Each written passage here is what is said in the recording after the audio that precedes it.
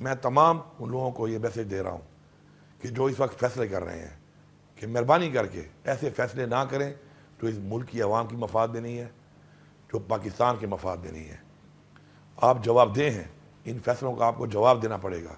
اور ان فیصلوں سے جو بھی نقصانات ہو رہے ہیں، چاہے وہ عوام کو ہو رہے ہیں، چاہے وہ پاکستان کو ہو رہے ہیں، تو اس کی ذمہ داری آپ پہ عائد ہوگی۔ انشاءاللہ ہم حق کے ساتھ، سچ کے ساتھ، اپنی حقیقی آزادی کے ساتھ، اپنے آئین کے تحفظ کے لیے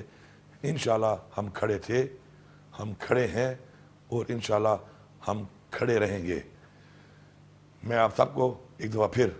بھرپور طریقے سے پورے پاکستان کے اندر ہر شہر میں